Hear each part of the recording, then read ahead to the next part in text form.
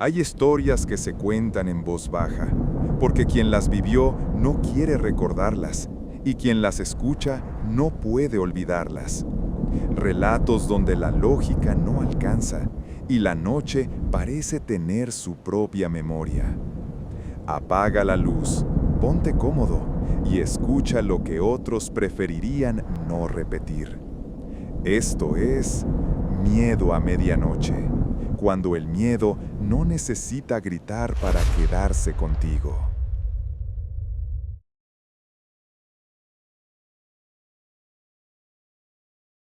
Esto pasó hace algunos años, cuando mi primo y yo hicimos un viaje nocturno por carretera. Volvíamos de visitar a unos familiares y aunque ya era tarde, decidimos manejar de regreso esa misma noche para evitar el tráfico del día siguiente. Eran casi la 1 de la mañana. El camino estaba vacío. Los faros del auto alumbraban lo que parecía un túnel interminable de niebla y ramas. Ese tramo, entre dos pueblos pequeños, es famoso por su soledad. La señal de celular se pierde por completo. No hay postes de luz, ni casas, ni tiendas. Solo curvas cerradas y árboles que se doblan sobre el camino. Íbamos tranquilos, hablando poco, con la música baja, de esas veces donde el silencio parece parte del paisaje. Y entonces lo vimos. Un ciclista. Iba del lado derecho, casi pegado al borde del camino, pedaleando sin prisa, como si no le preocupara la oscuridad ni los autos que pudieran pasar. Lo vimos ahí, avanzando lento, con una luz trasera muy tenue, parpadeando. Se nos hizo raro ver un ciclista a esas horas de la noche. Pasamos junto a él. Ambos lo vimos claramente. Un casco, un short oscuro y una camiseta blanca muy delgada. Hasta que notamos lo más inquietante. No tenía rostro. No era que estuviera cubierto, no llevaba gafas ni máscara. Simplemente no había nada, como si alguien hubiera borrado los rasgos por completo. No frenamos, no hicimos preguntas, solo seguimos avanzando, en silencio, con la tensión creciendo entre nosotros. Manejamos el resto del tramo en completo silencio, y al llegar a la primera caseta de cobro, nos detuvimos. Nos bajamos, nos sentamos en la orilla de una jardinera, uno junto al otro, sin decir nada durante casi 1 hora. La madrugada se sentía espesa, como si no terminara nunca. Al día siguiente, mi primo revisó la cámara del auto, la del parabrisas.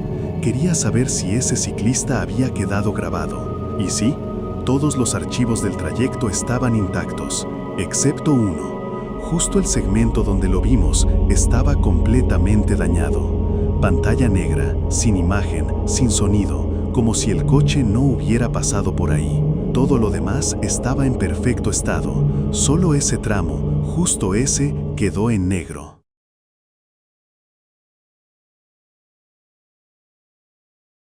Trabajé por un tiempo en un hospital público de Querétaro, en un área que antes era parte del convento de unas monjas.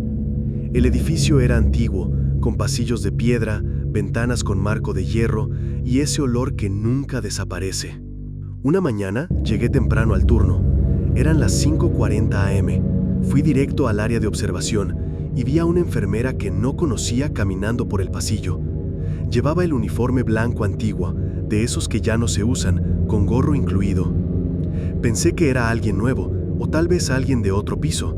Le dije, «Buenos días», y ella, sin mirarme, levantó una mano como saludando. Siguió caminando hacia la sala de pacientes. Al llegar al escritorio, comenté con una compañera sobre la enfermera nueva. Me preguntó quién. Le dije, «La que va entrando». Ella frunció el ceño.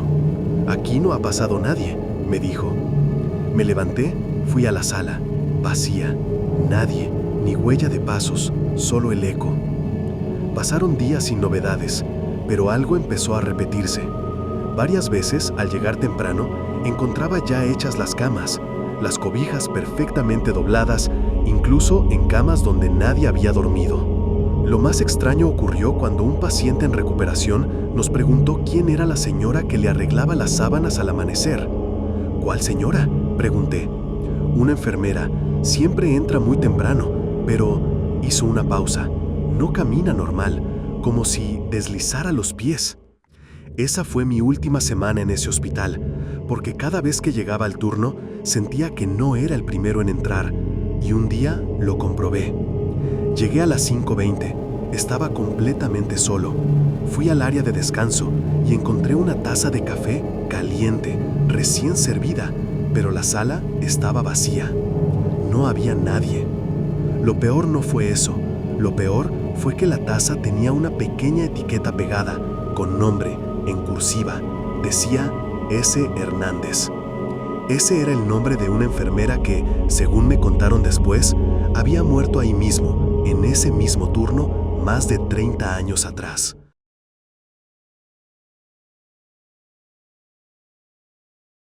Trabajo como recepcionista nocturno en un edificio de oficinas. Nada especial, solo vigilancia básica, abrir o cerrar accesos y quedarme atento a las cámaras. Es un lugar tranquilo, con poco movimiento por la noche. La mayoría de las oficinas se vacían antes de las 8 y después de eso solo queda el eco de los pasillos. Parte del protocolo es atender el intercomunicador que conecta con el estacionamiento subterráneo. Por ahí pueden llamar para pedir acceso si olvidaron su tarjeta o tienen algún problema, pero en realidad casi nunca suena. Es más, hasta hace unos meses pensé que ese aparato ya ni servía. Una noche, casi a la misma hora en que siempre empiezo a apagar luces del lobby, sonó. Un timbre breve, seco. Respondí por inercia. Del otro lado, una voz muy baja, apenas un susurro. ¿Puedo subir? Me tensé. Pregunté quién era. No hubo respuesta, solo repitió, con el mismo tono, casi idéntico. ¿Puedo subir? Miré la pantalla de la cámara que apunta al intercom. No había nadie. La imagen mostraba el mismo rincón oscuro del estacionamiento, con un par de luces parpadeando al fondo. Todo estaba vacío. Pensé que era alguna interferencia o una broma. Colgué. No le di demasiada importancia. Pasaron varios días. Casi lo había olvidado cuando volvió a sonar. Esta vez, apenas escuché el timbre, ya tenía una sensación desagradable en el estómago. Atendí. La misma voz, la misma frase. ¿Puedo subir? Revisé las cámaras, vacías, todas. Incluso retrocedí unos minutos la grabación por si alguien se había asomado y luego alejado. Nada. Durante los siguientes meses ocurrió otras 2 veces. Nunca en fechas exactas, nunca a la misma hora, pero siempre dentro de ese mismo tramo cercano al cierre. Y siempre era igual. Una llamada, una voz que pedía subir, un monitor que no mostraba a nadie. La última vez que sonó, decidí no contestar. Lo dejé sonar mientras fingí estar ocupado en otro monitor. Me pareció que esa era la mejor forma de acabar con eso. Pero no fue así. Unos minutos después, el teléfono interno de recepción comenzó a sonar. Esa línea no debería poder recibir llamadas externas, y dentro del edificio no quedaba nadie. Contesté. La voz sonó distinta esta vez, más clara, más cerca. Ya estoy adentro. No supe qué hacer. No colgué, tampoco hablé. Solo me quedé ahí, con el auricular en la mano, escuchando el silencio que vino después de esa frase. Miré la puerta principal. Estaba cerrada. Nadie entró. Pasaron los minutos, muchos. No recuerdo cuánto estuve sin moverme, sin parpadear, sin pensar siquiera. Desde esa noche, el intercom nunca volvió a sonar, pero ocasionalmente, en ese mismo rango de hora en el que solía hacerlo, el teléfono emite un clic, como si alguien descolgara y luego colgara de inmediato, sin que haya habido una llamada. Estas historias no aparecen en las noticias, no tienen explicación científica, pero para quienes las vivieron, son imposibles de olvidar. ¿Te ha pasado algo parecido? Cuéntalo en los comentarios. Y si esta noche algo se mueve, se escucha o simplemente sientes que no estás solo, tal vez ya sabes por qué. Esto fue Miedo a Medianoche.